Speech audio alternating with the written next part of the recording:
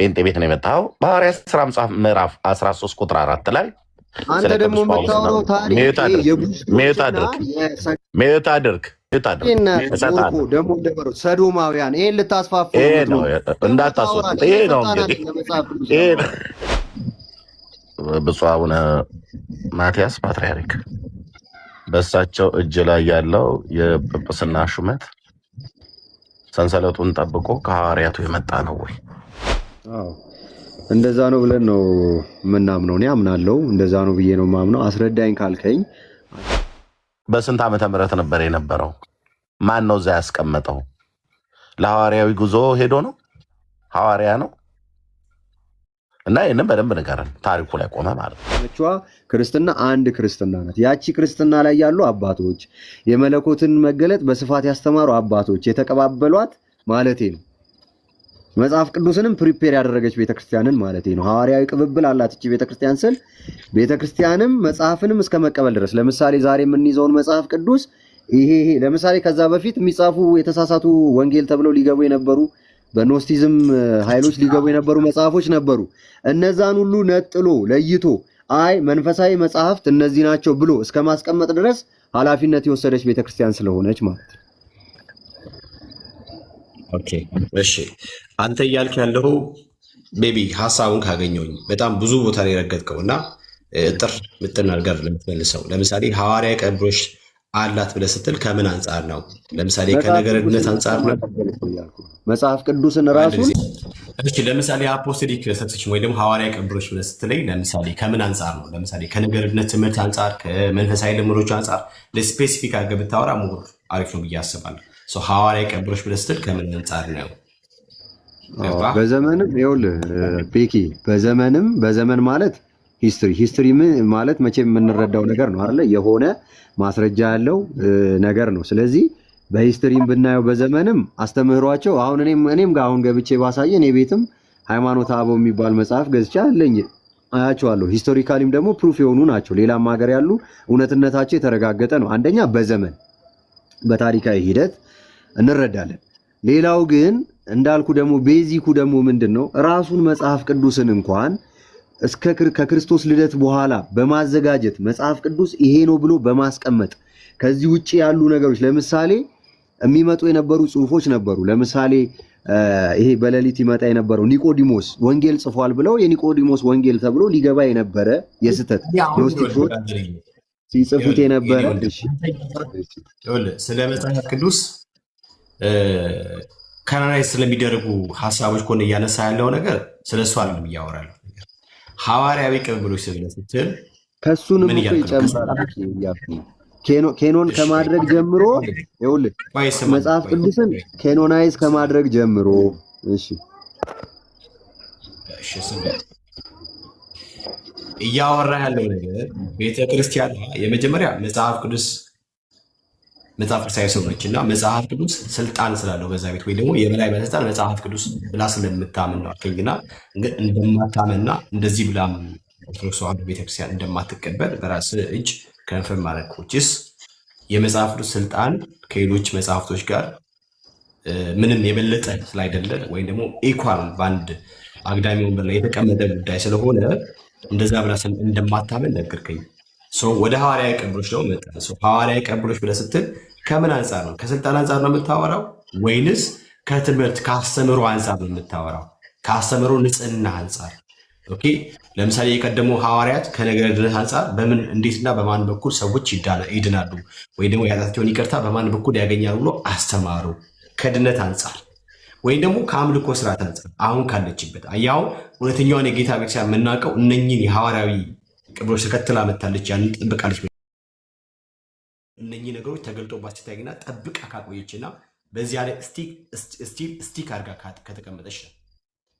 ራይት አንተ ሐዋርያዊ ቅብሮች ብለህ ስትል ከምን አንጻር ነው? ከምን አንገድ ነው? ከነገርነት አስተምሮ አንጻር ሐዋርያዊ ክርስቶሳዊ የሆነ ነገረድነት ነው በኦርቶዶክስ ተዋሕዶ ቤተ እምነት ያንን ጠብቃ ተከትላ ስቲል ያለችው። ከዚህ ተነስቼ ነው ወደ ኦርቶዶክስ ተዋሕዶ ቤተክርስቲያን ሄጄ እዛ ማረፊያ ያደረኩት ብለህ ያልከው ነገር ማለት ነው። ከምን አንጻር እናውራ? ከነገረድነት አንጻር እናውራ? ስፔሲፊክ አድርገን ለማውራት እንዲመች ማለት ነው። እኮ ያው አንተ መቼም ከዚህ አንጻር በለኝ እንጂ አሁን ለምን አንድም ነገር ለማስረዳት ከሞከርኩኝ አንተ በምን ፊልተር እያደረከኝ እንደሆነ አልገባኝም። አይ አንተ እስቲ ከዚህ ነገር አንጻር ይኸው ካልከኝ ኦኬ፣ በዛ መንገድ ለማየት ልሞክር። ያው አውቄም አይደለም አክቹዋሊ፣ ግን ምንድነው መሰለህ ሳምን ቤዚክሊ ያወቅኩት ነገር ኖሮ ነው በእርግጥ ያመንኩት። ገባ? ስለዚህ አንተ አሁን በዚህ መንገድ ይህን አስረዳኝ ብትለኝ ትንሽ ቀለል ታደርግልኝ ነበረ። ሐዋርያዊ እንትኑን ግን አሳየኝ ካልከኝ መጽሐፍ ቅዱስን ከማዘጋጀት ጀምሮ አይ በነገር ላይ መጽሐፍ ቅዱስን ከማዘጋጀት ምናምን ብለህ ካልክ በነገራችን ላይ ስለ መጽሐፍ ቅዱስ ካናይ ስለደረገው ጉዳይ ያነሳ ነው። እሱን ነገር ተው።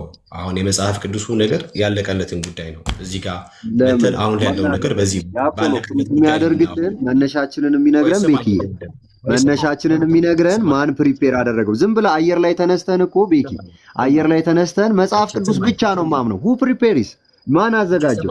እንደገና በምን ዓላማ ተዘጋጀ የሚለውን ሳናውቅ እየሰማው ነው እኮ እየሰማው ነው። እሺ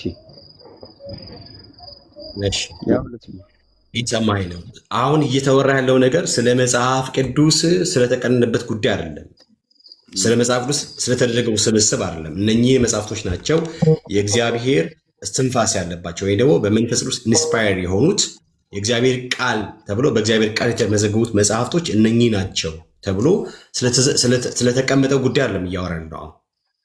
አሁን እያወራን ያልነው አንተ ስላረፍክባትና የስ እቺ ቤተክርስቲያን ትክክል ብለህ ስላመንክበት ጉዳይ ነው እያነሳን እያወራን ነው። ራይት ሶ ትክክል ነች ብለህ ስትሄድና እዛ አሪፍ ያለው ማረፊያን እዛ ያደረኩት ብለህ ስትል ከምን ተነሰ ነው ብዬ ስል የመጀመሪያውን ነገር ሽርነዋል።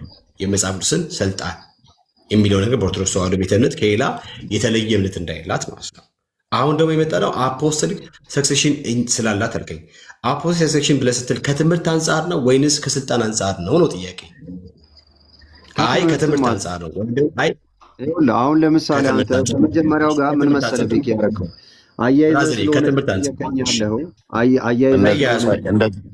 እንደዚህ ንገረን። ቆይ ወንድምነት ጥያቄው ግልጽ ነው የጠየቀው። ከትምህርታዊ ነው ወይ ከስልጣን ብሎ የሚለው ስልጣን ስለሚጀምር የትኛውንም ነገር ትምህርት ለማስተማር ከስልጣን ስለሚጀምር አሁን ብፁዕ አቡነ ማትያስ ፓትርያርክ በእሳቸው እጅ ላይ ያለው የጵጵስና ሹመት ሰንሰለቱን ጠብቆ ከሐዋርያቱ የመጣ ነው ወይ? እና ስልጣናዊውን ግልጽ ካደረገልን በኋላ ከዛ ደግሞ ወደ ትምህርቱ ደግሞ ይሄዳል ማለት ነው። እና ይሄ የሐዋርያዊ ቅብብሎሽ የስልጣን ማለት ነው የፓትርያርክ ሹመት ከሐዋርያቱ ሰንሰለቱን ጠብቆ ነው የመጣው ብለህ የምትለን ከሆነ አሳየን። እንደዛ ግልጽ ነው። ትልቁ ላይ ሆኖ ወንድምነት ነው። ትልቁ ላይ ሆኖ ለአንተ ታብታም እንዲመች ትልቁ ላይ ሆኖ እና እንደሱ ይንገረድ እና ጥሩ ጥያቄ የጠየቀው ወንድማችን አውራ ከቤኪ ጋር ስልጣናዊ ይሁን የሆነውን የሐዋርያቱን ሰንሰለት ጠብቆ የመጣበትንና አሁን ብፁዕ አቡነ ማትያስ እጅ ላይ ያለው የሐዋርያቱ ስልጣን ነው ብለህ የምትል ከሆነ በመረጃ አሳየን። ታሪክ በደንብ አውቃለሁ ብለህ ስላልከው ነው። ቴንኪው። ቀጥሎ ወንድምነት። እንደዛ ነው ብለን ነው የምናምነው። እኔ አምናለሁ፣ እንደዛ ነው ብዬ ነው የማምነው። አስረዳኝ ካልከኝ አንተ አሁን በመጽሐፍ ቅዱስ አሳየኝ የምትለኝ ከሆነ መጽሐፍ ቅዱስ ኦልሬዲ በአስተምሮን ነግሮን አልፏል። ግን ፕራክቲካሊ በዘመናት እየመጣ እየሰራ ነው የምንኖርበት እንጂ በአንድ ጊዜ ተነግሮ ህልውናውን ያጣ ተግባሩን ያቆመ ከዛ በኋላ ማስተማር ያቆመ ነገር አይደለም። የመጽሐፍ ቅዱስ ወይ ደግሞ የስነ መለኮት ነገር የተገለጸበት ጽሑፍ በሙሉ መልካም የሆነ የእግዚአብሔር ሐሳብ የተገለጸበት ነገር በሙሉ የቆመ አይደለም። ስለዚህ አልቆመም ማለት ለምሳሌ በማቴዎስ ወንጌል ምዕራፍ 10 ላይ ሐዋርያቶችን ጠራቸው። ከዛ በአጋንንት ሁሉ ላይ እንዲሰለጥኑ የተለያዩ ነገሮችን እንዲያደርጉ ስልጣንን ሰጣቸው ይላል። ከሱ ይልቅ ደግሞ የማቴዎስ ወንጌል ምዕራፍ 16 ላይ ለምሳሌ የእግዚአብሔር እምነት እንዲመሰረትበት ከሆነው ቃል አንዱ ለምሳሌ ሰዎች እኔን ማን ይሉኛል? ዛሬም ድረስ በክርስቶስ ሐሳብ ላይ ነው ዛሬም ተለያይተን የምናወራውና ሰዎች እኔን ማን ይሉኛል ባለው ጥያቄ መሰረት ምክንያቱም የዮሴፍ ልጅ ነው እሱ የእነንትና ወንድም አይደለም የሚሉት ስለነበረ በልዩነት ክርስቶስ ማለት ምን ወንድማችን ጥያቄው አልገባም ወይስ አውቀህ እየመጣው ነው? እኔ አልሰጥም ፖይንት ከጠበቅ እየመጣሁ ነው። ለምን ሄደህ ጊዜያችንን ወይስ ታደርጋለህ? ስለዚህ ኖ ያኛው ስልጣን አለ። የማቴዎስ ወንጌል ምዕራፍ 16 ላይ እንዳልኩ ለቅዱስ ጴጥሮስ የተሰጠ አንተ በምድር የፈታው በሰማይ የተፈታ ይሆናል፣ በምድር ያሰርከው የታሰረ ይሆናል ብሎ የገባለት ቃል ኪዳን፣ እግዚአብሔር ቃል ኪዳን ሲገባ ፍጹም የሆነ ቃል ኪዳን ነው የሚገባውና በቃሉ የሰጠው ቃል ኪዳን ስላለ ሐዋርያት ስንል 12 ሐዋርያት የኛ መንበር የሚታወቅ መንበር ነው። ከዛ የመጣ ነው። ይሄንን ለማስረዳት ጥራው የሚታወቅ መንበር ነው። መንበረ ማርቆስ የሚባለው የኢትዮጵያውያን መንበረ ማርቆስ አሌክሳንድሪያ የነበረ ነው። እስከ ረጅም ጊዜ ድረስ ከግብፃውያን ከአሌክሳንድሪያ ሲሾምልን የነበረ ከዛ በኋላ ደግሞ በመቀባት እጅ በመጫን ዛሬ በእናንተ ቤትም እንደሚደረገው ያው እሱ ልክ የሚሆንም አይሆንም እኛ እዛ ውስጥ አንገባም። ግን በዛም መንገድ ከግብፅ እንትን ብሎ አሁን ደግሞ ኢትዮጵያውያን የራሳቸውን ከቅርብ ጊዜ ወዲህ ደግሞ የራሳቸውን ፖፕ እንዲሾሙ ተደርጎ ያ ስልጣን ተቀብለውት ያለ ነው። ያንን ለማስረዳት መጽሐፍ ቅዱስ ልጠቅስልህ አልችልም። ሂስቶሪካል የሆነ ነገር ነው። ምክንያቱም እንዲህ እኮ አለ ቅዱስ ዮሐንስ ሲናገር እናንተ ለማመን የሚላችሁ ዘንድ ነው። ገባህ አይደለ? መጽሐፍ ቅዱስ ለእምነት ይሆን እኔ ነኝ ሚዩት ያደረግኩ። ዝም ብለህ ነው በመደዳ የምታወራው። መስመር ጠብቀህ አታወራም። ታሪክ አውቃለሁ ብለህ ትላለህ።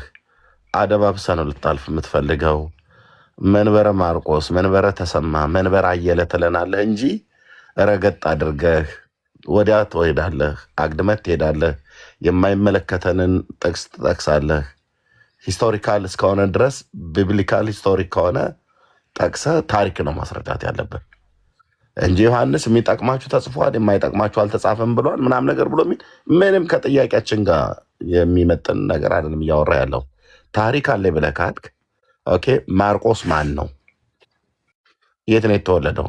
ስለ የትኛው ማርቆስ ነው የምትነግረን? እስክንድሪያ ውስጥ ነበረ ብለህ ስላልከው ማርቆስ ነው። እሱ ማርቆስ ከሐዋርያቱ ጋር ያለው ግንኙነት ምን ይመስል ነበር? ማን ነበረ የመጨረሻውን ስልጣን ለሱ ሰጥቶት እናንተ ደግሞ ከሱ እጅ ተቀበልን ብላችሁ እንድትሉ ያደረጋችሁ? እዚህ ላይ ትኩረት አድርገህ በእርግጥ የምታቅ ለመምሰል ትሞክራለህ፣ ግን ንግግርህ ግን እንደዛ አይደለም ያሳየው። ካወራህ ግን እየመጣሁ ነው እየደረስኩ ነው ብሎ በሚል ትደርስና በቃ ዝም ብሎ መንበሩ የነበረው እስክንድሪያ ነው። ማርቆስን ያው ታውቁታላችሁ ለተለያዩ ኖ ማን ነው ማርቆስ? በስንት ዓመተ ምህረት ነበር የነበረው? ማን ነው እዛ ያስቀመጠው? ለሐዋርያዊ ጉዞ ሄዶ ነው? ሐዋርያ ነው? እና ይህንም በደንብ ንገረን። ታሪኩ ላይ ቆመ ማለት ነው። ቴንኪው። እና የሚመለከተው ጥቅሱም ከጠቀስክ ከሂስቶሪካል አኳያ አስደግፈ ጥቀሰው። ቴንኪው። ስልጣናዊው ሐዋርያዊ ቅብብሎሽ እኛ ጋር አለ ብለህ ስላልክ ማለት ነው። እና ቴንኪው። ቀጥል።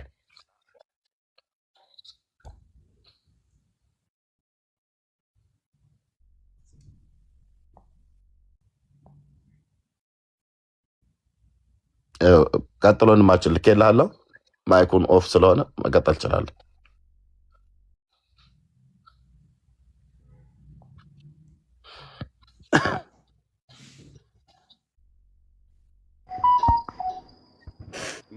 ያው እኔ ይህንን ነው የማምነው። ከዚህ በተረፈ ላለው ነገር መጽሐፍ ቅዱስን ሳይሆን ሂስቶሪካል ነገሮች እናንብብ፣ ሁላችንም እናንብብና እንፈልገው። እኔም አንብቤ ለምሳሌ ማርቆስ ማን እንደሆነ በደንብ ምክንያቱም ሁሉም ታሪክ ስላለ ምንም ችግር የለውም፣ አምጥቶ መነጋገር ይቻላል።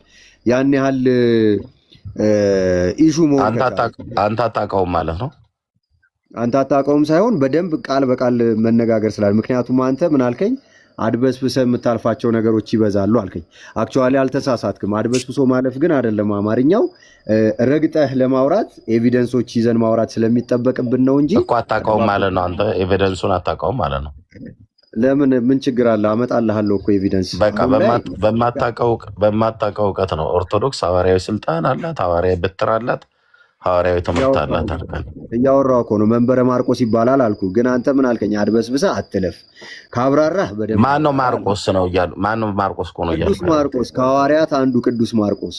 እሺ ከሐዋርያቱ አንዱ መሆኑን ቅዱስ ማርቆስ ኦኬ፣ እየተደማመጠ ቅዱስ ማርቆስ ከሐዋርያቱ አንዱ ነው ብለኸኛል። ከሐዋርያቱ አንዱ መሆኑን አሳየኝ። እንዴት ከሐዋርያቱ አንዱ መሆኑ? ማርቆስ ከሐዋርያቱ አንዱ ነው? እሺ ማቴዎስ ወንጌል መጽሐፍ ምዕራፍ 12 ማቴዎስ ወንጌል መጽሐፍ ምዕራፍ 12 ማርቆስ ማን አድመጠኝ፣ ቆይ ማን ቅዱስ አድመጠኝ፣ ማርቆስ አድመጠኝ እባክህ አድመጠኝ። እሺ ማን ነው? ማቴዎስ ወንጌል መጽሐፍ ምዕራፍ 10 ላይ አውጣና የሐዋርያቱን ስም ዝርዝር ጥራ፣ ከሐዋርያቱ አንዱ ነው ብለህ ስላልክ ማርቆስን እዛ ስም ዝርዝር ውስጥ ካገኘው ትክክል ነው እያወራ ያለው ትክክል ነው መረጃ ነው ብለን እንላለን። ማርቆስ ማቴዎስ 10ን ወንድምነት አውጣለት።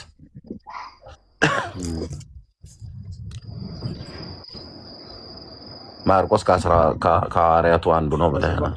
ከ72ቱ አርድእት አንዱ ነው ቅዱስ ማርቆስ። ከሐዋርያቱ ያልከውስ አርድእት ናቸው። ሐዋርያት ማለት እኮ ያው ከጌታ ጋር የነበሩ የሐዋርያት ስራ እኮ። ስለዚህ ከሐዋርያቱ ብለህ ስትል ከሐዋርያቱ አንዱ ነው ብለህ ስትለን ምንድነው ምዕራፍ 10 ላይ ለምንድነው ለብቻ የምታወራው? ወይ ደግሞ ለምንድነው እኔ ሳወራ እኔ የማወራው እንዳይሰማ አንተ ደግሞ በደምብ እኔ ነኝ ስልጣን ያለኝ ስለ መጽሐፍ ቅዱስ ለማውራት ስልጣን ያለኝ እኔ እኮ ስልጣንህን አሳየ እኮ ላሳይ ነው። ከ72ቱ አርድእት ወይ ደግሞ ከጌታ ጋር ዕለት ዕለት ከነበሩት ማርቆስና ሉቃስ እንደውም ወንጌልን አራቱን ወንጌል ከጻፉት ሁለቱ ከአርድእት ወገን ናቸው። ያ ማለት ምንድነው? ክርስቶስን ሲከተሉ ከነበሩ ወገን ናቸው። ሁለቱ ደግሞ ሐዋርያት ናቸው።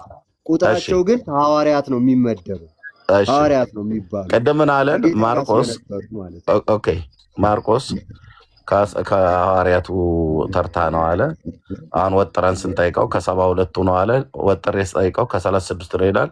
ወጥረን ስጠይቀው ከ190 ነው ይላል። ወጥረ ብጠይቀው ከሚሊዮኑ ነው ያልኩት ይላል። ወጥረ ስጠይቀው ከግብፅ ነው አለን ቅድም። አሁን ደግሞ ወጥረ ብጠይቀው ከአፍጋኒስታን ነው ሊሆን ይችላል። ከዛ እነዚህ ነው አየህ። ይሄ ሰው ነው እንግዲህ አሁን እውቀት አለኝ ስልጣን አለኝ እኔ መናገር ያለብኝ ስለ መጽሐፍ ቅዱስ ብሎ የሚለው ሰው አላልኩኝም። ኦርቶዶክስ አማኝ ነኝ። ኦርቶዶክስ ገብታኝ ነው ማምነው። የገባህን እኮ ተናገር ተብለህ ስትባል ማርቆስ ማን ነው እንኳን ተብለህ ስትባል ስለ ማርቆስ ማንነት እንኳን ለመናገር ከሐዋርያቱ ነው አልክ። ከሐዋርያቱ ምንጭ አምጣ ከሐዋርያቱ መሆኑን ብዬ ስልክ ማቴዎስ ወንጌል መጽሐፍ ምዕራፍ 10 ቁጥር 1 እና 2 3 ላይ ባለው ላይ የሐዋርያቱ ስም ዝርዝር እዛ ጋር ተጽፏል። ከእነሱ ውስጥ ስማቸውን ታሳየናለህ ብዬ ነበር። ኦኬ አታሳየንም። ምክንያቱም ኦርቶዶክስነት ማለት ዝም ብሎ ጉራም ብቻ ጭምር ስለሆነ ማለት ነው። እውቀት ዜሮ ብራዘር እኮ አየን እኮ ባዶ ዝም ብሎ እኔ እኮ ተራ አማኝ ነኝ። እኔ እኮ መምህር አይደለሁም፣ ተራ ምዕመን ነኝ። እየተደማመጠ እኔ ሳወራ ማለት ተግባለሁ። እሺ ማርቆስ ከ12ቱም ከ72ቱም ከ99ኙም መካከል ነው ብለህ ያልከው የት ነበር የነበረው? እስክንድሪያ ነው አይደል?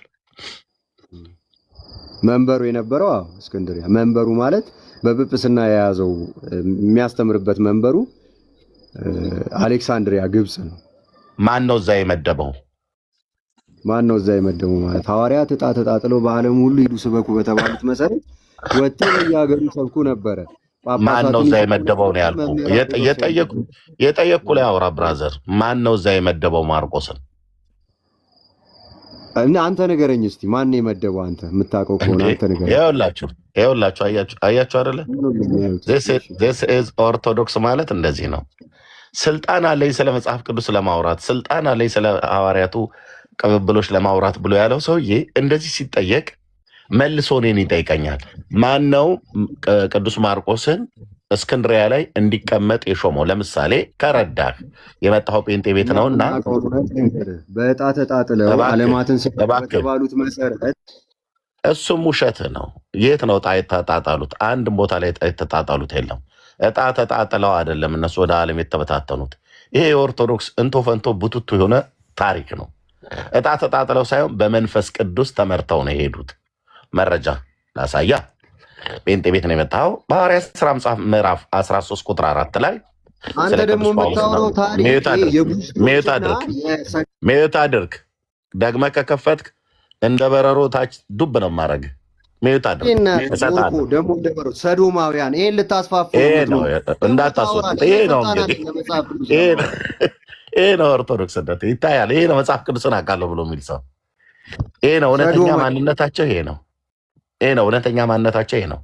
እኔ ግን ልናገር ራሱ ነው የወረደው። ልብ በሉ። ይወዳሉ ይህንን ሰዶማዊነትን በጣም ነው የሚወዱት። ኦኬ ሐዋርያት ዕጣ ተጣጥለው ወደ አራቱ የዓለም ማዕዘናት ሄዱ ብሎ የሚለው የኦርቶዶክስ እንቶ ፈንቶ ቡትቶ የሆነ ድሪቶ የሆነ ትምህርት ነው። መጽሐፍ ቅዱሳዊ ትምህርት አይደለም። ዕጣ ተጣጥለው እኔ ህንድ ደርሶኛል ሃሌሉያ እያሉ እኔ ደግሞ ግብፅ ደረሰኝ እያሉ አይደለም ሄዱት። ዕጣ ተጣጣሉና ተበተኑ ብሎ የሚል ነገር የለም።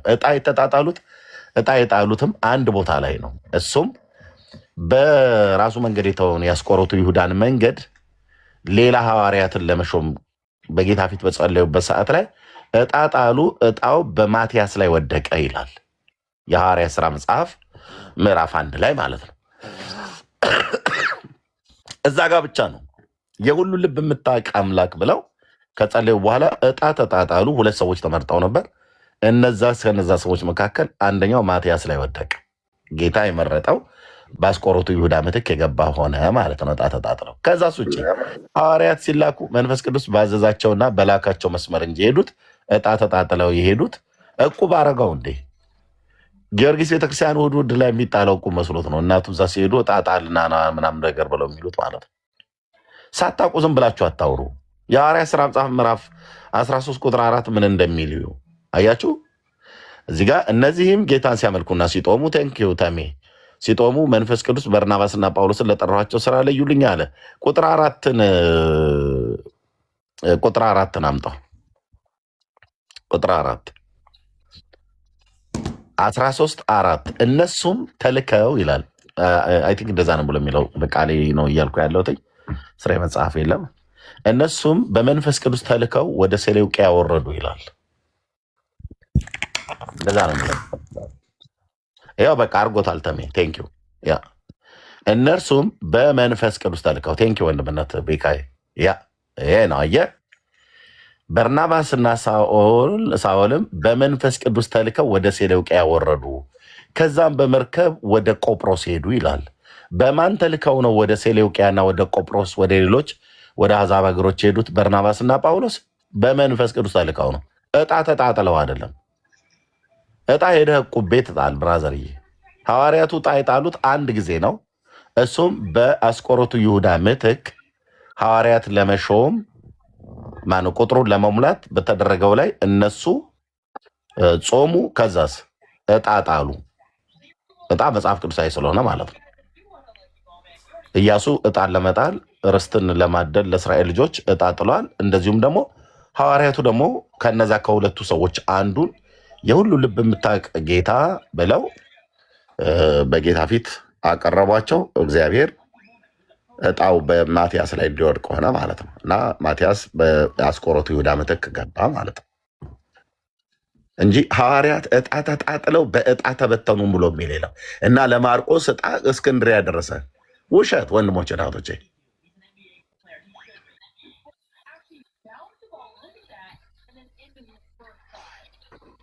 ውሸት። ይህ ሰውዬ ነው ስለ መጽሐፍ ቅዱስ እኔ ለማውራት ስልጣን ያለ ብሎ ያለው ሰውዬ ሰዶማዊነትን የሚወድ የሚያጧጥፍ ማለት ነው። ይመጣና ሰዶም ይለኛል። እዛው እኔ ከሀገር ጋር ስትላፋ የምትለው አንተ ልትሆን ትችላለህ። በየጥጋ ጥጉ ማለት ነው። ትመጣና እዚህ ሰዶም ትላለህ። ነፍሳቸው ውስጥ ተነቅሰውታል። ያው የህይወት ልምምዳቸውም ሊሆን ይችላል። ይዶን ነው እና ማርቆስ እስክንድርያ ላይ ነበር ተብሎ የሚባለው ነገር ማን ነው እዛ የሾመው? ማን ነው ያስቀመጠው? ከማን ነው ይህንን ሹመት የተቀበለው? ማርቆስ የእስክንድርያን ቤተክርስቲያን እንዲመራ እና ከእስክንድርያ ደግሞ የነ ብፁዕ አቡነ ማትያስ ሐዋርያዊ ስልጣን እነ ብፁዕ አቡነ ማትያስ ላይ የደረሰበትን እሱና መረጃ አምጡና ተናገሩ ብለን ያለው እኮ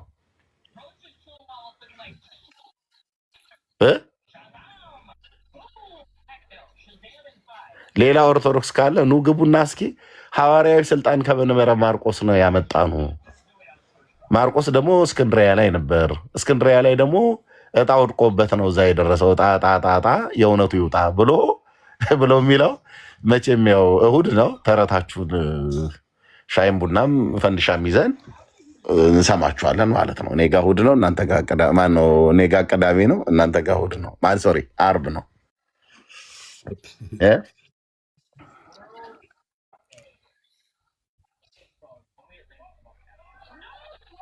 ኑና ንገሩን።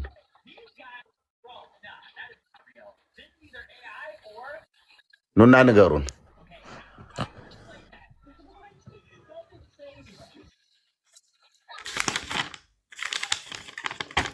እና በቃ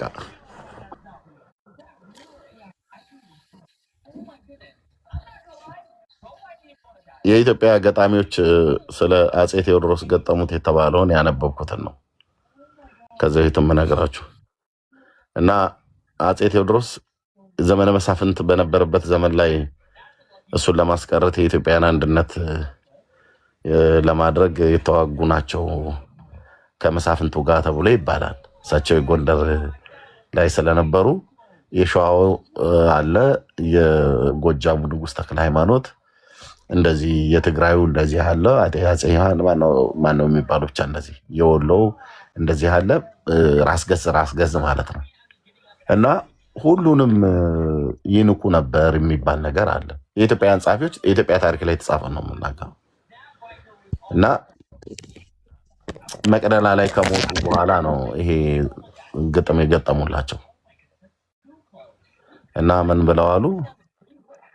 የሸዋንም ንጉሥ ሲንቁ፣ የጎጃምን ንጉሥ ሲንቁ፣ የትግሬንም ንጉሥ ሲንቁ፣ የወሎንም ንጉሥ ሲንቁ፣ ወንድ ያለ ራስዎም ገድለው ማያውቁ ብለው ጻፉባቸው። ወንድ ያለ ማን? ያለ ራስዎ ገድለው ማያውቁ። ኢትዮጵያዊ አይጥመድህ። ኤርሚያስ ደግሞ የተጻፈ አያንብብ፣ ካነበበ አረሳለህ። እና አሁንም ኦርቶዶክስ እንደዚህ ናት። ኦርቶዶክስም ካቶሊክን ስትል ትንቅልሃለች፣ ጴንጤን ስትል ትንቅልሃለች። ሁሉንም ነው የምትንቀ፣ ሁሉንም። ግን ያ ወንድ ያለ ራስዎም ገድለው የማያውቁ እንደተባለችው አይነት ነገር ናት። ና ተናገር ሲ ታሪክን ብለህ ስትለው ያው እንግዲህ እኛ ስለ መንበረ ማርቆስ ነው የጠየቅነው። ማቴዎስ ወደ እስያ ሄደና ከዛ ደግሞ ከእስያ ተነስቶ ደግሞ በባህር ውስጥ እየመጣ እያለ ከዛ እንደገና ደግሞ ወደ ሶሪያ ደረሰ። የሚገርመው የሶሪያ ሰዎች ታሪካቸው በጣም ለየት ያለ ነው። እና እነዚህ ሰዎች ደግሞ ጥንት የሚጋቡት የነበረው ከባቢሎን። የእኛ እኮ ጥያቄ ማርቆስ የት ነው ነው፣ እየመጣሁ ነው ይላል። እሱ እንደ ክርስቶፈር ኮሎምበስ ዓለምን እየዞረ ቀጥታ ታሪኩ ላይ አውሩ ወገኖች። ታሪክ አውቃለሁ ብላችሁ ብትሉ ከሆነ ታሪኩ ላይ አውሩ። እኔ የኢትዮጵያ ኦርቶዶክስ ተዋሕዶ ቤተክርስቲያን አሁን ያለው የጵጵስና ሹመት የእግዚአብሔራዊ ሹመት ሳይሆን እግዚአብሔር በሚያውቀው ለሚናገር ሁሉ ካለ ይምጣ ፖለቲካዊ ሹመት ነው። አቤት ፖለቲካዊ ሹመት ነው። ብፁዕ አቡነ ማትያስ ፓትርያርክ የተሾሙት በምንድን ነው? በፖለቲካ ነው። በፖለቲካ ነው። ማን የመረጣቸው? የኢህአዴግ መንግስት። እኛን ልታሞኙን ትፈልጋላችሁ እንዴ? ማንን ተክተው ነው የተሾሙት? ብፁዕ አቡነ ጳውሎስን። ለምን ተኳቸው? ብፁዕ አቡነ ጳውሎስ ሞቷ። እሳቸው ሲሞቱ ኢህአዴግ ስለነበር በወቅቱ ብፁዕ አቡነ ማትያስ ናቸው የተሾሙት። ብፁዕ አቡነ ጳውሎስ ለመሾም ብፁዕ አቡነ ማናቸው መርቆሬዎስን የጎንደሩ ተገልብጠው ማለት ነው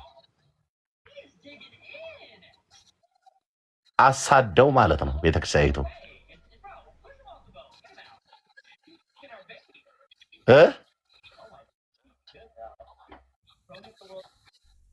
ምን ነው ኮሜንት ላይ ሁሉ ዝም ጭጭ አሉ። ማን ይሄንን የሚያስተባበል መጥቶ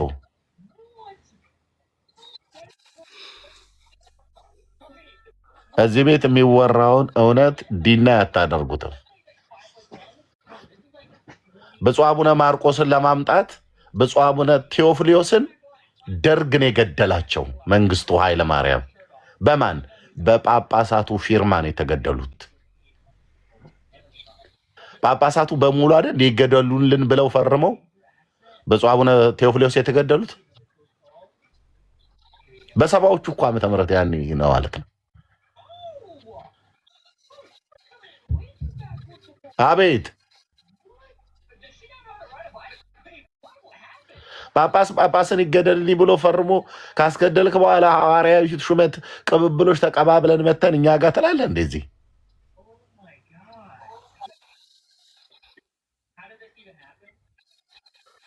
ይሄው ነው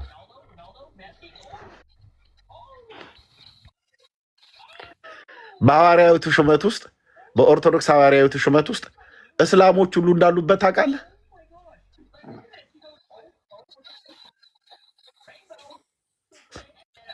መረጃ መጽሐፌን እንዳልገልጠው ቴዎፍሎስ ኢትዮጵያዊ ነው ግብፃዊ ነው? ኢትዮጵያዊ ናቸው። ቆይ በኦርቶዶክስ ሐዋርያዊ ነው የሐዋርያዊ ቅብብሎች በሚለው ውስጥ እስላሞች እንዳሉበት ታውቃላችሁ ወገኖች? እኔ አይደለም የተናገርኩት።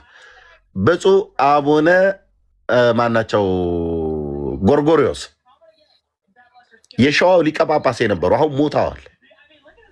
መጽሐፋቸው እጄ ላይ ያለ ስልህ ወንም አለም እመጀርጠዋለሁ። የግብፅ ሙስሊሞች ሐዋርያዊ ስልጣን አለን ብለው እኮ በእስላም እኮ ተመርታ ታውቃለች ቤተክርስቲያኒቱ።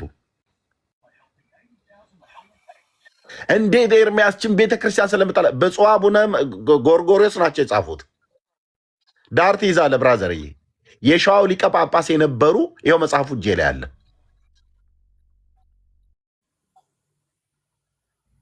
እስላም እኮ አላህ አክበር እያለ እኮ የመራት እኮ ቤተክርስቲያን እኮ ናት። ይመጣና ሰንሰለቱን ጠብቆ ተቀብለው ተቀባብሎ እኛንን ማውራት ያለብን ብሎ ይላል።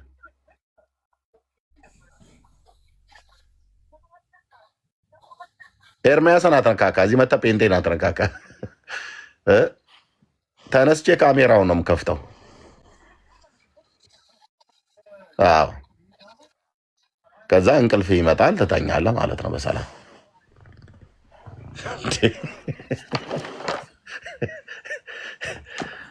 እስላም እኮ መርቷት እኮ የምታውቅ ቤተክርስቲያን ነች።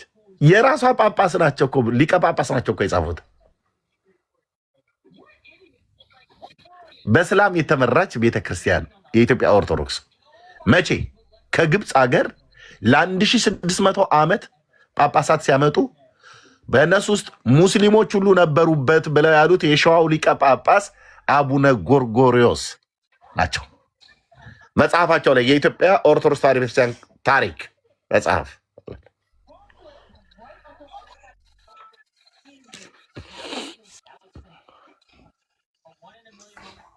ተክቢር ነው ማለት ያለብህ እንጂ አንተ ደግሞ ይመጣና ሐዋርያዊ ቅብብሎች ይላል እንዴ? ተው ኤዲያ ይላሉ የኢትዮጵያ እናቶች። ተው እሺ፣ እልቅ ቀልድ ነው እየቀለድን ያለ ነው ብላችሁ ምትሉ ከሆነ እሺ፣ ያው ቅዳሜ ነው መጪውም እና እንደዛ መዝናኛ ነው። አርብ ከሰኞ እስከ አርብ ድረስ እኮ ኤርሚ በስራ ስንደክም ይዋል ነው እና መተን ትንሽ እናንተ ጋር ለመቀለድ ነው ብለህ ካልክ ኦኬ፣ እናንተም ኑ ቀልዱብን፣ እኛም እንቀልድባችኋል። ስንቀልድ ግን ቀልዱ በመረጃ ላይ ይሁን።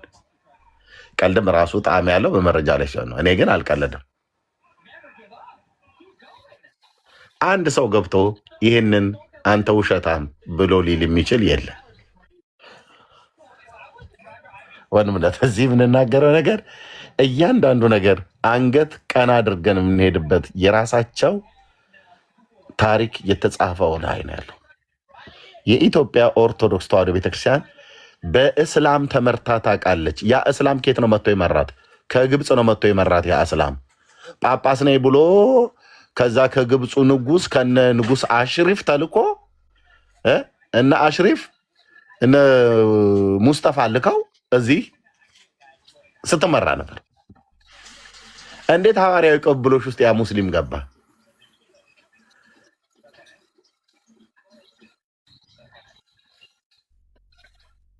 ዝም ጭጭ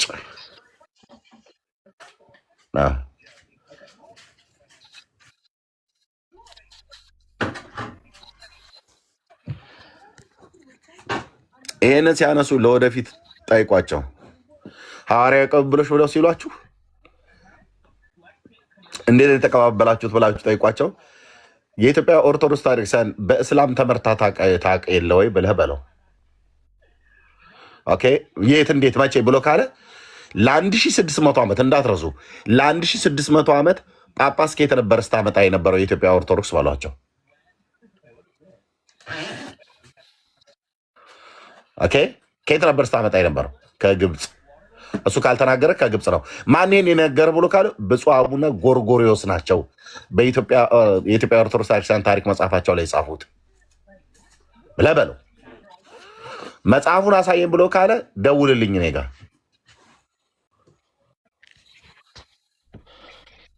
ይከፈትለታል።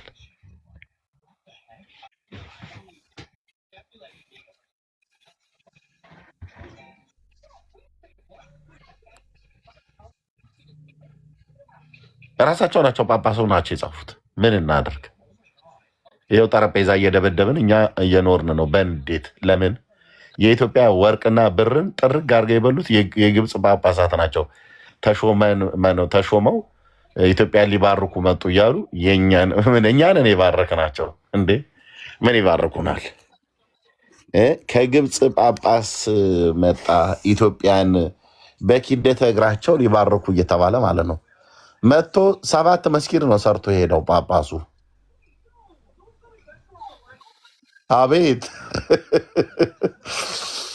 መስጊድ የሚያሰራ ሐዋርያዊ ቅብብሎሽ! አቤት ለምን አትገቡም? መታችሁ ለምን አትገቡም?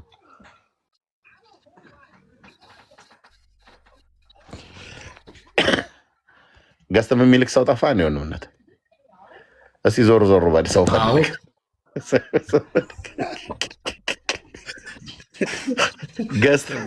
ገዝተ ላይ በቃ ፔንቴው እኮ ነው የሚልከው። ውረዱ ፔንቴዎች፣ ወገኖቼ ውረዱ።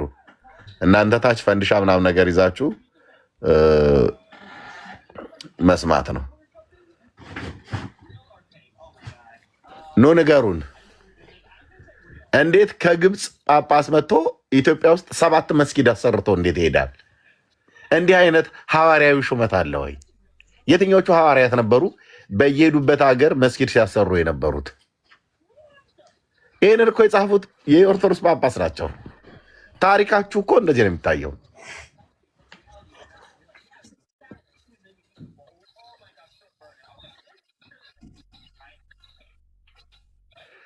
የሚገባ ሰው ካለ ሲገባ ካሜራውን ከፍተዋል። ወንምነት ከዛው ከመጽሐፉ ጋር ይደባደባል። እኛን ይተወናል፣ ከመጽሐፉ ጋር ይደባደባል ማለት ነው። እሺ አንድ ሰው አገኘ መሰለኝ።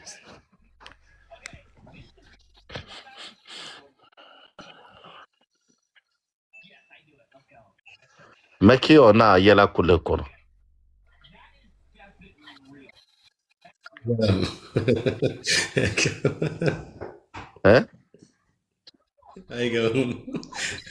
ላይገባ ነው እንደ አንዳንድ ቁጥር የሚጽፈው።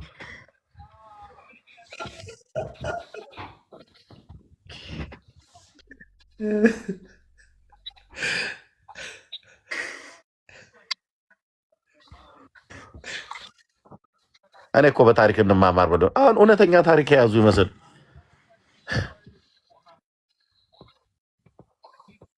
ማርቆስ እስክንድሪያ ላይ እንዲቀመጥ ማን ነበር የሾመው ከሐዋርያቱ? ኑ ይህን ታሪክ ንገሩኝ፣ ከኔ ጋር አውሩ።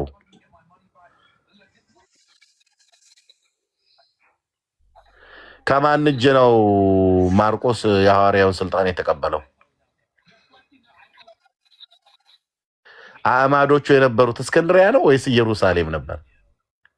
መጽሐፍ ቅዱሳችን ገላትያ መጽሐፍ ምዕራፍ 2 ላይ የሚነግረን አዕማድ የነበሩት ጴጥሮስና ያዕቆብ ዮሐንስ በኢየሩሳሌም ነበር የነበሩት።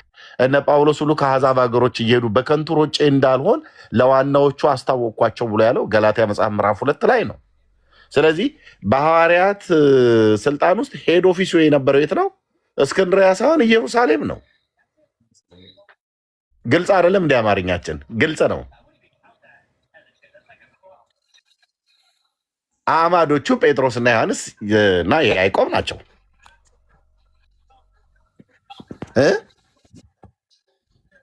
እስክንድርያ አንተ ማርቆስን ማን ያስቀመጠው?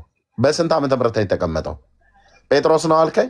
ኦኬ፣ የጴጥሮስ መንፈሳዊ ልጅ እንደሆነ እናውቃለን፣ መጽሐፍ ቅዱስ ይነግረናል። ጴጥሮስ ነው የመደበው። ይኸው አንድ ሰው ገባል እንደምን ብሎ። እሺ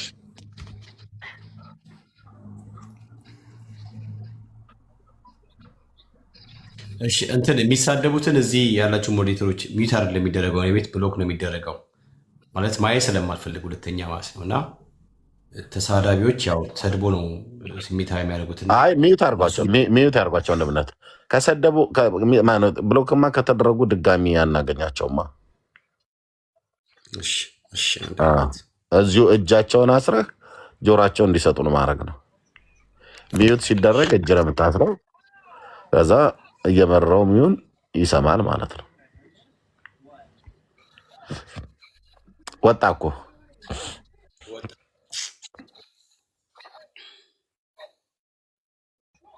ሚዩት ተደርጎ ነው መሰማት ያለበት። ግሎሪ እሺ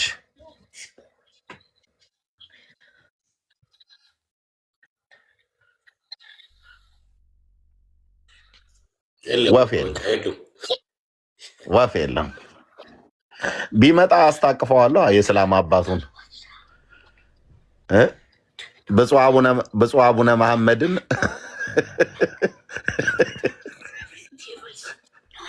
ብፁዕ አቡነ መሐመድን ፓትርያርክ አገናኘዋለሁ። ወንድምነት ቀጥሉ። በቃ ወይ የአርብ ምሽት ጨዋታ ተጫወቱ። ከዚህ በኋላ ምንም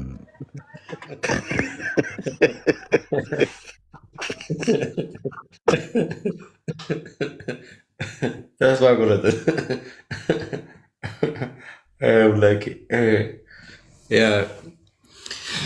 እሺ ምናልባት አንድ ሰው የገባን ይመስለኛል። እስቲ ላስገባውና እሱን ሞክረው።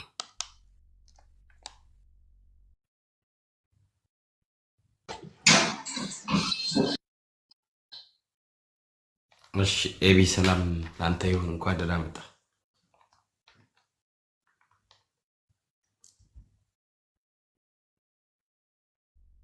ኤቢ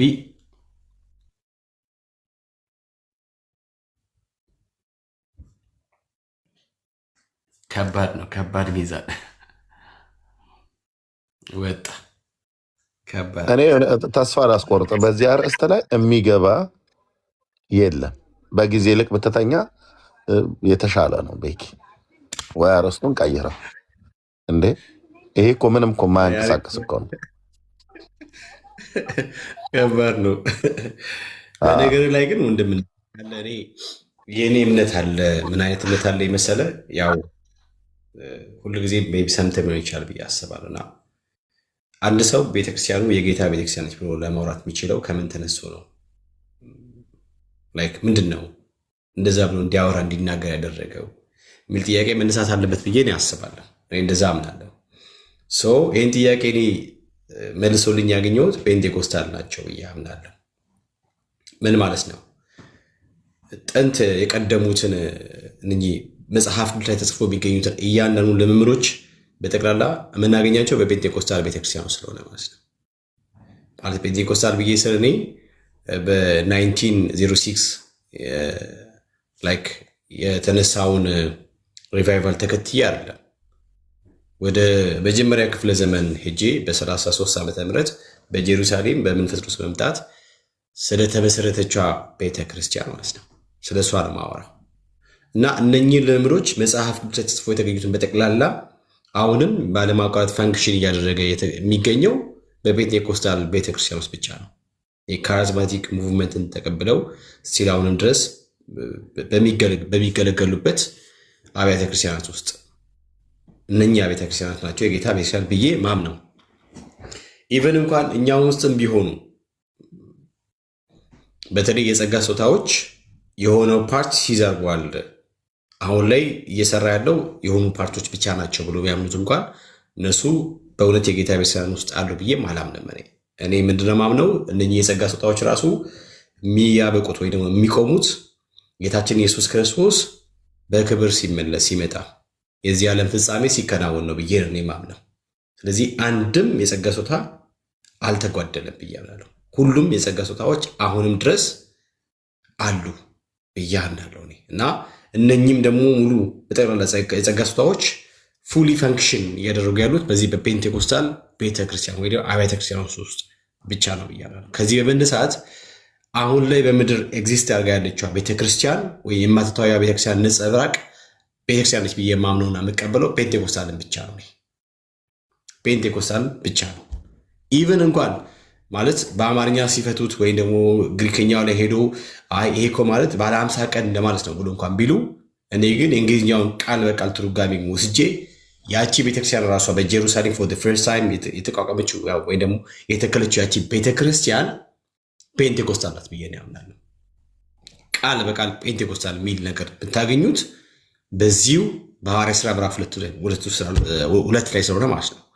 በመንፈስ ቅዱስ ዳግም መሞላት፣ በልሳኖች መናገር፣ በልሳኖች የተናገሩትን መተርጎም፣ ትንቢት መናገር፣ እነኚህን የመሳሰሉ በጠቅላላ የጸጋ ስጦታዎች በጠቅላላ ፉሊ ፋንክሽን የተደረገ ወይም ደግሞ በአገልግሎት ላይ ያለችዋ ቤተክርስቲያን በዚህ ምድር ፔንቴኮስታል ብቻ። ስለዚህ የጌታ ቤተክርስቲያን ማናት? እውነተኛዋ ፔንቴኮስታል ብቻ ብዬ ነው የማምነው ብዬ ነው የማምነው። ለምን? አንደኛ ክፍለ ዘመን ላይ ሰርቶ ያቆመ መንፈስ ቅዱስ የለም። መንፈስ ቅዱስ የሆነ ጊዜ ሰርቶ የሆነ ጊዜ ሲዝ የሚያደርግ አይደለም። አምላክ ነው፣ መለኮት ነው፣ ፈጣሪ ነው፣ ገዢ ነው። ራይት። ስለዚህ ከዚህ በመነሳት እነኚህ ልምምዶችን በጠቅላላ ቼክ አድርጉ። ወደ ላይ ሄዳችሁ ቼክ አድርጉ።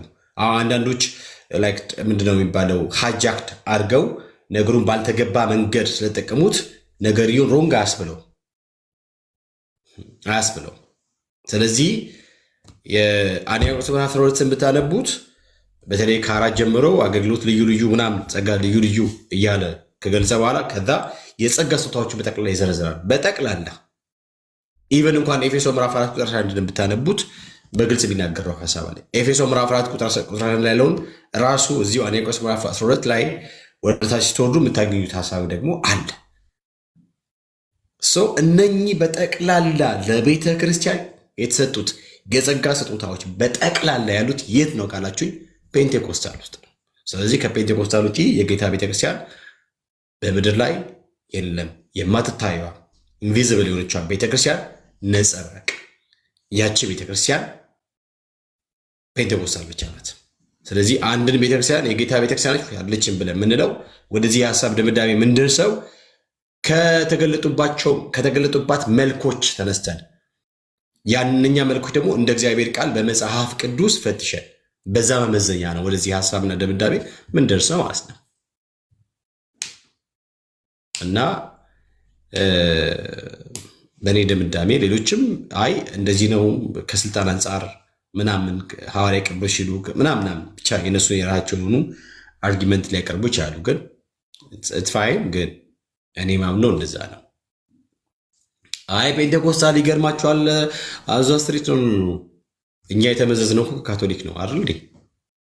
ይታወቃል። ስለዚህ በዛም አንጻር እንኳን ከተመጣ ከታሪክ አንጻር ከየት እንደወጣን ከየት እንደተመዘዝንም ስለሚታወቅ ማለት ነው። እና በአጭር አማርኛ በዓለማችን ምድር ላይ ያለችው ያቺ የጌታ ቤተክርስቲያን ፔንቴኮስታል ብቻ ናት። አለቀ። የሚገርምህ ለሮም ካቶሊክ እንኳን ቤተክርስቲያን እኛ ምድር ላይ እኮ የሚሰጠው ስፍራ የሚሰጠው የንቀት ቦታ እውነት በጣም እኮ ነው የሚያሳዝነው። በታሪክ ደረጃ እንኳን ከተባለ እነዛ 2 ታላላቅ ሐዋርያት ለክርስቶስ ኢየሱስ የተሰዉባት ቤት ተከራይቶ በሮም ከተማ ውስጥ ቅዱስ ጳውሎስ ቤት ተከራይቶ ለ3 ዓመት ነው ለምናምን ነገር ሲያስተምርባት የነበረው ጣሊያን ናት። ጴጥሮስ እና ጳውሎስ እዛ ምድር ላይ ነው የሞቱት። አገልግሎትም አገልግለዋል። እነዚህ 2 የአዲስ ኪዳን ጉምቱ ትልልቅ ሐዋርያት የሞቱባትና ያስተማሩባት ሮም እንኳን ጣሊያን እንኳን ብላ ብትል እንደው ያስኬዳል። ሐዋርያው ቀብሉሽ እኛ ጋር ብላ ብትል የሮም ካቶሊክ ብላ ብትል በጣም እውነት አላት። ጳውሎስ 3 ዓመት ቤት ተከራይቶ ሮም ከተማ ውስጥ አገልግሎባታል። የተሰዋውም እዛ ነው፣ ጴጥሮስም ማለት ነው። እኛ እኮ አንድ ነገር እኮ ሳይኖር ነው ሁሉ የኛ ነው ብለን የምንለው። ቁልፉም እኛ ጋ ነው፣ ስልጣኑም እኛ ጋ ነው፣ ትምህርቱም እኛ ጋ ነው፣ ሁሉም እኛ ጋ ነው ይለዋል።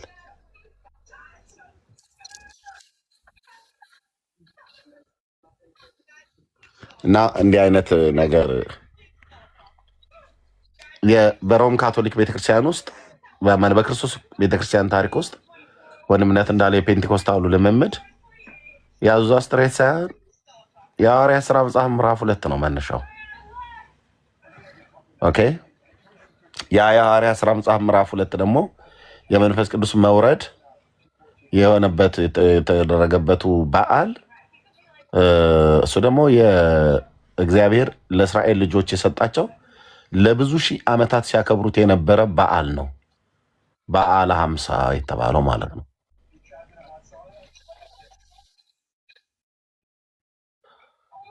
ኦኬ አይ ዶንት ኖ በዕብራይስጥ ምንድነው ሻባኦት ነው ምንድነው የሚባለው? አይ ዶንት ኖ ስሙን ከተሳሳትኩ። ኦኬ እህትየው ምንድነው የሚባለው? ሰኒዬ ከታች አይቼሻለሁ። በዓለ ሀምሳ ምንድነው የሚባለው? በዓለ ሀምሳ ምንድነው የሚባለው? የበዓለ ሀምሳ ቀን ምንድነው? ሻባኦት ነው ምንድነው የምትሉት? ሮሽ ሀሻና አይ ቲንክ አዲስ ዓመት መሰለኝ። ይምታቱብኛል የአዲስ ዓመትና እንትን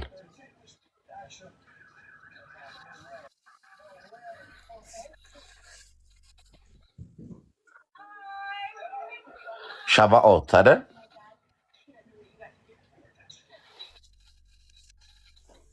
ያ ቴንክ ዩ። አዎ ልክ ነው። በቃ አልተሳሳትኩም ማለት ነው። ጌታ ይባረክ። ሻቫኦት የሚባለው በዓል ደግሞ ጌታ ለአይሁዳውያኑ ከሰጣቸው ከ7ቱ አበይት የጌታ በዓላት በመጽሐፍ ቅዱስ ላይ የጌታ በዓላት ተብለው ከተጻፉት ውስጥ ዘሌዋውያን 23 ላይ አለ እና ያ እነ ጴጥሮስ መንፈስ ቅዱስ በእነሱ ላይ እንዲወርድ ያከብሩት የነበረው በዓል ይሄ ሻቫኦት የተባለው በዓለ ሀምሳ በዓል እሱ የጌታ በዓል ነው። እሱን ደግሞ የእስራኤል ልጆች ለ1500 ዓመት ያህል ሲያከብሩት የነበረ በዓል ነው።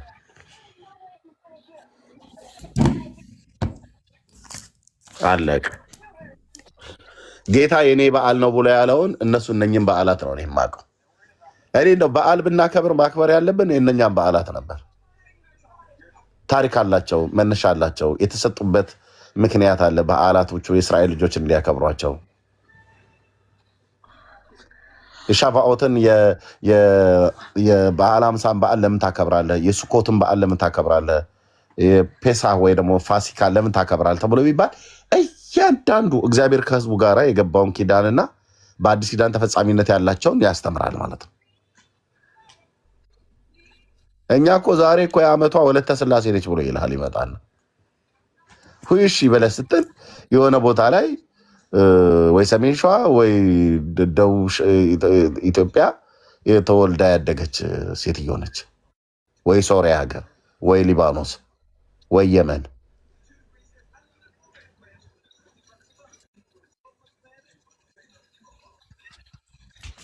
እና በረከቷ ይደርባችሁ ከበረከቷ ያሳትፈን ይልሃል። ምን ታሳትፋለች? ምን ታሳትፋለች? አንዲት የአረብ አሮጊት ምን ነው የምታሳትፈን? ወንድም አለ ከአንድ ከአረብ ሽማግሌ ምኑ ነው ከበረከቱ ያሳትፈን ቡራኪ ወት ድረሰን ብሎ የሚል ምኑን ያሳትፋል?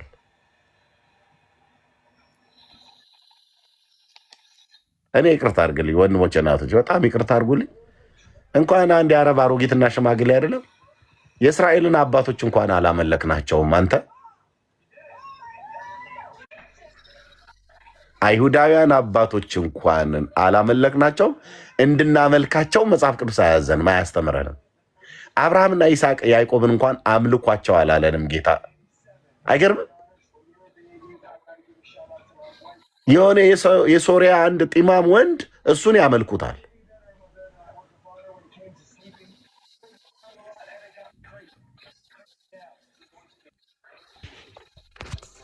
ታቦት የሚባለውን ነገር እየሆን የሚቀርጡት ለማን ነው? ከአረብ ሀገር ለመጡት ነው።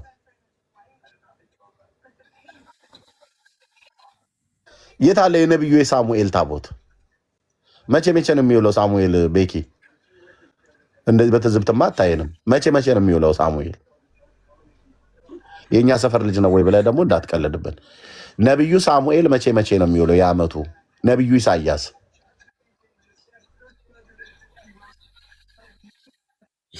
መቼ ነው የሚውለው? እንባቆም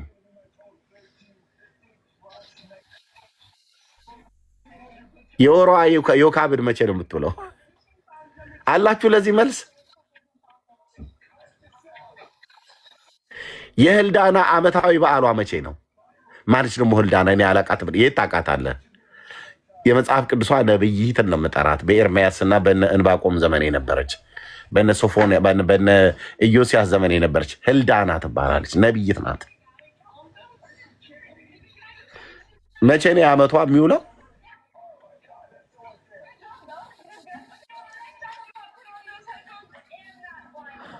አትናገሩም።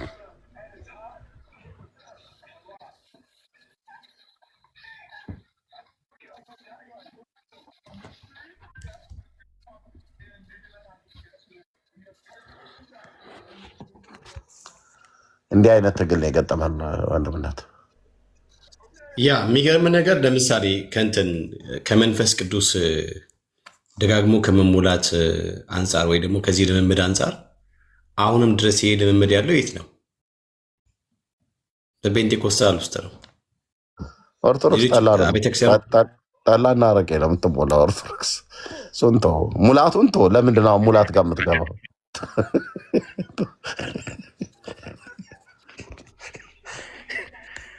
ሙላት ጋር እንዴት በአንድ የደረስክ ቤካ?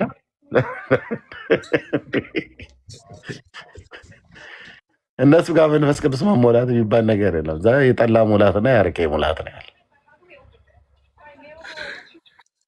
ለምሳሌ የሐዋርያ ሥራ ምዕራፍ 2 ላይ የነበረውን ተመሳሳይ ነገር ደግሞ ሐዋርያ ሥራ ምዕራፍ 4 ቁጥር 31 ላይ ባለፈው ደግሞ አንተ እያስተማርክ ነበር እሱ ጉዳይ። ሐዋርያ ሥራ ምዕራፍ 6 ቁጥር 3ም እንደዚህ ይደግማል።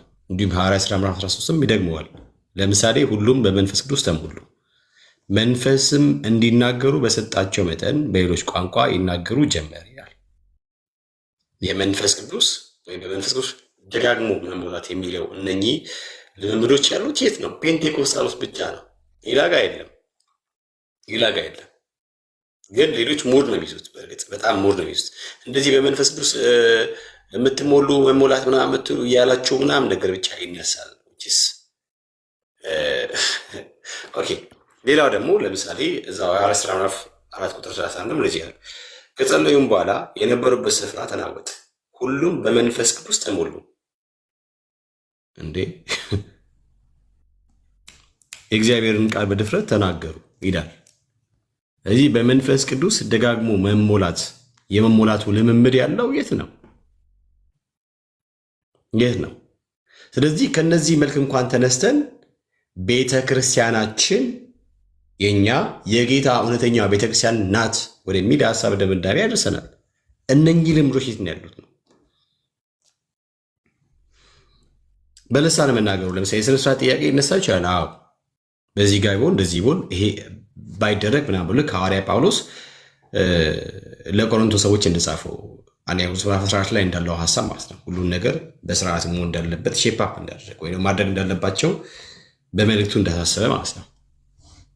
የሐዋርያ ሥራ ምዕራፍ 6:3 ደግሞ እንደዚህ ያለ ለምሳሌ ስለዚህም ወንድሞች ሆይ ከእናንተ መካከል በመንፈስ ቅዱስና በጥበብ የተሞሉ ውጭስ በመንፈስ ቅዱስን በጥበብ የተሞላ ይሄ መሞላት የሚሉ ነገር ኢቭን እንኳን እኔ በጣም ነው የሚገርመኝ የዲያቆናት አመራረጥ እንኳን እኛ ጋር ከተመጣ ውጭስ መጽሐፍ ቅዱሱን ጠብቆ ወይም ደግሞ የሐዋርያቱን ትምህርት ጠብቆ ነው የዲያቆናት ምርጫ እንኳን የሚካሄደው እኛ ቤት ውስጥ ወይም ደግሞ እኛ ቤተክርስቲያን ውስጥ አንድ ዲያቆን ለመመረጥ ምን መሆን አለበት? ምን ሪኳየርመንት ነው ሊያሟላ የሚገባው የሚሉት እነዚህ ነገሮች በጠቅላላ መጽሐፍ ቅዱሳዊን መሰረት ባደረገ መልኩ የዲያቆናት ምርጫ ቢከናወነው ራሱ እኛ ጋር ነው። ስለዚህ በጣም ብዙ የምናነሳቸው መልኮች አሉ። በነገራችን ላይ እነኚህ ልምምዶች መሬት ወርደው ሲታዩ ከእግዚአብሔር ቃል ጋር ሲዛመዱ ኦኬ መልኮቹ የሚገኙት ፔንቴኮስታል ጋር ነው ማለት ነው። ስለዚህ የጌታ ቤተክርስቲያን የትኛዋ ናት? ፔንቴኮስታል ብቻ ናት። ፔንቴኮስታል ናት። ኦኬ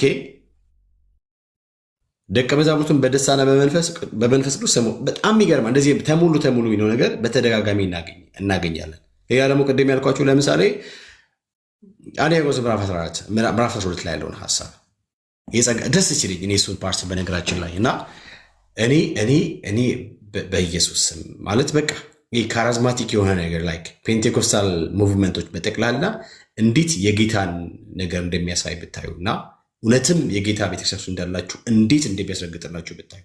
ቢካዝ መንፈስ ቅዱስ በነፃነት ስለሚሰራ ማለት ነው። እሱ ብቻ አይደለም። ለምሳሌ ደግሞ ከነገረ ድነት አንጻር ውስብስብ ያልሆነ ግልጽ በተቀመጠ በእግዚአብሔር ቃል ወይ ደግሞ በሐዋርያቱ አስተምህሮ መሰረት ወይም በክርስቶስ ትምህርት መሰረት ይሄ ነው የነገረ ድነት ሰው መዳኛ ሰው የሚድነው በዚህ መንገድ ነው ብሎ ሐዋርያዊን ትምህርት በግልጽ እንደዚህ አሳይቶ ኦኬ ዊዛውት ኤኒ እንትን ማለት በጣም ኮምፕሊኬትድ ባልሆነ መንገድ እያስተማረ ያለው ማለት ነው ፔንቴኮስታል ነው። እና አይም ሶ ሃፒ ቢን ላይክ ፔንቴኮስታል መሆኔ ኤንድ ፕራውድ አደርጋለሁ። በዛም ደግሞ በነገራችን ላይ በጣም ነው ፕራውድ ማድረገው በልሳን መናገሩ ደስ ሲል። እኔ አሁን እኛ ቸርች በጣም ደስ የሚለው በልሳን ስለሚጸለይ ማለት ነው። በጣም ነው በልሳን የሚጸለየው። ሰዎች ሁሉ በነፃነት ነው ጌታ የሚያመልኩት ተፈተው ምናምን። ይሄ ከየት ነው የመጣው? ግልጽ ነው። እና የጌታን ቤተክርስቲያን ከፈለጋችሁ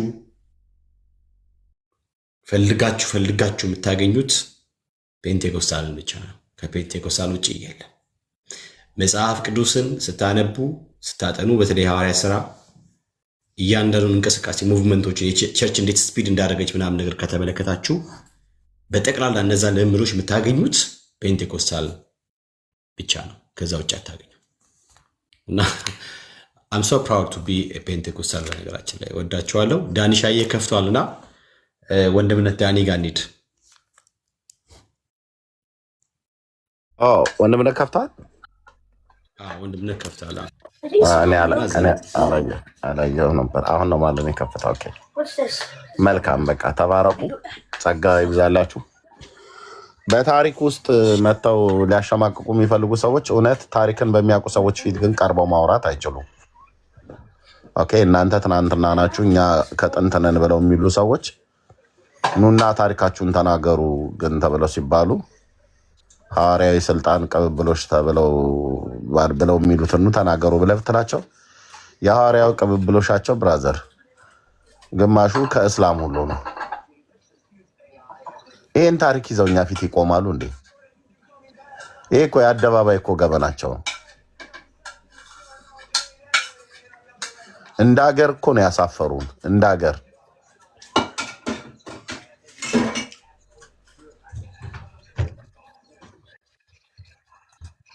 በፖለቲካ ተሻሾ መስጣበቃ አማራው በሚነግስ ሰዓት ላይ የአማራ ጳጳስ እየሾመ ትግሬው በሚሾም ሰዓት ላይ ትግሬ ጳጳስ እየሾመ ማለት ነው። ኦሮሞ በሚነግስ ሰዓት ላይ እኔ አሁን አብይ ነው ያላየሁትኝ። አብይ አሁን እነሱ እንዳደረጉት ቢሆን ኖሮ አሁን አብይ ብፁዕ አቡነ ማትያስን አስፈንግሎ ብፁዕ አቡነ መገርሳን ማምጣት ነበረበት። አየህ፣ ግን አላደረገም። አየው፣ እያንዳንዱ ፖለቲካው መንበር ሲፈናጠጡ ጳጳስም ይዘው ይመጣሉ። ግልጽ አይደለም ወይ?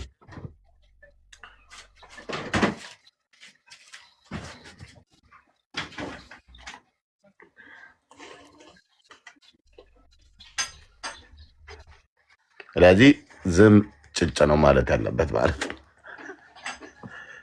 ይሄው ነው። እና ይህንን ከሐዋርያቱ ሰንሰለቱን ጠብቆ የመጣ ነው ብለህ የምትለኝ እንዴ? ደርግና ወያኔ ናቸው አንዳንዶቹን የሾሙት። በእኛ ዘመን በሙሉ የምታውቋቸው ብፁዕ አቡነ ቴዎፍሊዮስ፣ መርቆሬዎስ፣ ጳውሎስ፣ ማቲያስ አራቱ ጳጳሳት በፖለቲካ ነው የመጡት። ብፁዕ አቡነ ቴዎፍሊዮስ የተገደሉት በፖለቲካ ምክንያት ነው። አፍ አላችሁ ይህንን ለማውራት ኦርቶዶክሳውያን እኛ ጋር። ብፁዕ አቡነ መርቆሬዎስ በፖለቲካ ነው የገቡት። ደርግ ነው ያመጣቸው። ደርግን ስለሚደግፉ ኢሰፓን ስለሚደግፉ ማለት ነው። እሳቸውን ደግሞ ወያኔ ሲገባ ነቅሎ ወደ አሜሪካ አባራቸው። እነ ጠቅላይ ሚኒስትር ታምራት ላይኔ ደብዳቤ ጽፈው ነው። ይኸው የአደባባይ ማለት ነው። የአደባባይ ደብዳቤ ጽፈው ብፁዕነቶ ይልቀቁ ተብሎ በኬንያ በኩል ነው እሳቸው አምልጠው አሜሪካ የገቡት። አብይ በስልጣን ደረጃ ወደ ስልጣን ሲመጣ ሄዶ ከአሜሪካ ሀገር ይዟቸው የመጣው ጳጳስ ባለፈው ማለት ነው። ኢትዮጵያ ውስጥ ባለፈው የሞቱት ማለት ነው። የጎንደሬው ጳጳስ እየተባለ ሲሰዳደቡ አልነበር እንዴ? አሜሪካና ኢትዮጵያ ሆነው የትግሬ ጳጳስ እና የጎንደሬው ጳጳስ እየተባባሉ እኛ ላይ ነው እንዴ ሙድ የምትይዙት? እኛ ነው የምታታልሉት? ማን ነበር እንደውም አቶ ማን ነበር ስማቸው? በዓለማዊ ስማቸው የኢትዮጵያ ውስጥ የነበረው የአሜሪካኑን አውግዟል። የአሜሪካ የነበረው የኢትዮጵያን አውግዟል። በዓለማዊ ስማቸው እየተጠራሩ ደመላሽ ነው ማነው? ቁምላቸው ነው። አይ ቲንክ የዓለማዊ ስማቸው ይመስለኛል። እንደዚህ አይነት ነገር አቶ ደንበላሽ እየተባባሉ ማለት ነው። አልሰማህም አይደል ቤኪ? አንተ የት ትሰማለህ ብራዘር? እኛን እዚህ ያብሽቁን ያድርቁን እንጂ የት ትሰማለህ ማለት። ቪዲዮ አለ እናወጣዋለን። በዓለማዊ ስም ጳጳሳት እየተሰዳደቡ የሩቅ ዘመን እኮ አይደለም። ያኔ ቤኪ ብይ እየተጫወተ ነበር። ህፃን ስለሆነ ነው ብዬ አይደለም። ከ6 ነው ከ7 ዓመት በፊት እኮ የነበረ እኮ ነው።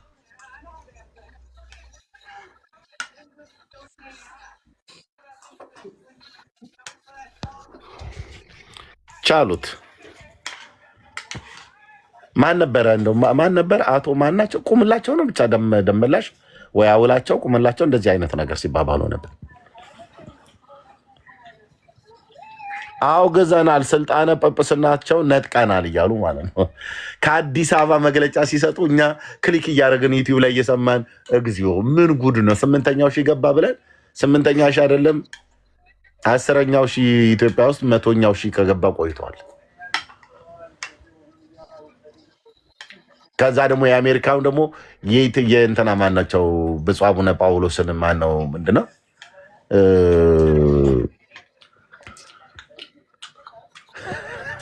ማነው ስማቸው ብላ ያላቸው ዓለማዊ ስማቸው ማን ነበር? ዲያቆን እስቲ አስታውተኝ ከታች ወዲያ ራስ ከሜላ ናስ ነገረን ስማቸው ማን ነበረ ብለው ያሉት የብፁዕ አቡነ ጳውሎስ የዓለማዊ ስማቸው ማን ነበር? ያኔ ሲሰዳደቡ በነበሩበት ሰዓት ላይ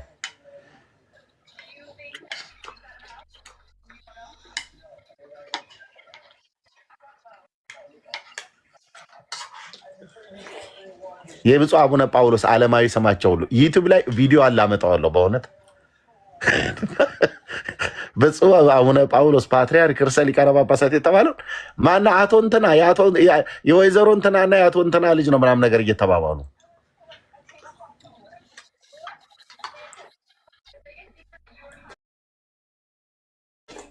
ሀጎስ ነው ስማቸው፣ ዓለማዊ ስማቸው።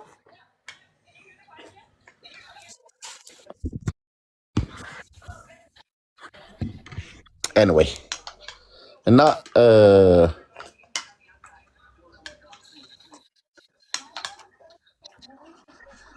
አይ ገብረ መድህን የሚባል ሀጎስ የሚባል ግን እስከዚህ ድረስ ነበር ሲጠራሩ የነበሩት እና አንዱ ለአንዱ እንደዚህ ከስልጣን ሸረነዋል አውርደነዋል የተባባሉት በፖለቲካ ተሿሹመው ነው እንጂ የሐዋርያቱን ስልጣን ከያዙ ብፁዕ አቡነ ጳውሎስን ልታወርዳቸው አይገባም።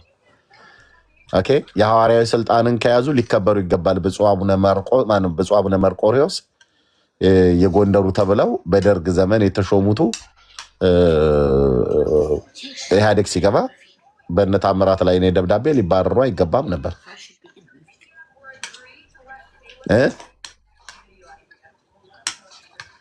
ገብረ መድህን ነው። ኦኬ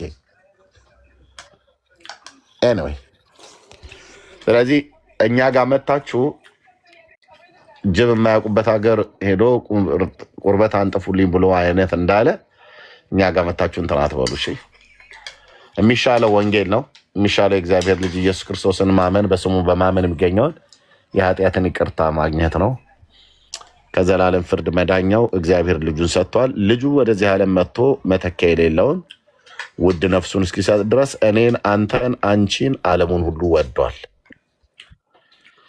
እስከ ሞት ድረስ እስከ መስቀል ሞት ድረስ የወደደንን የእግዚአብሔር ልጅ ኢየሱስ ክርስቶስን እንወደዋለን ብለን ካል የሚወደኝ ቢኖር ቃሌን ይጠብቃል አባቴም ይወደዋል ብሎ እንዳለ ቃሉን ጠብቁ። በቃ ቃሉን ጠብቁ። የእሱ የዋህ ትሁት ቅዱስ አዳኝ ሆኖ ከሰማያት መጥቶ ነፍሱን ስለ ነፍሳችን ቤዛ አድርጓታል። በእርሱ የሚያምን ሁሉ የኃጢአቱን ይቅርታ ያገኛል፣ ከዘላለም ፍርድ ይድናል።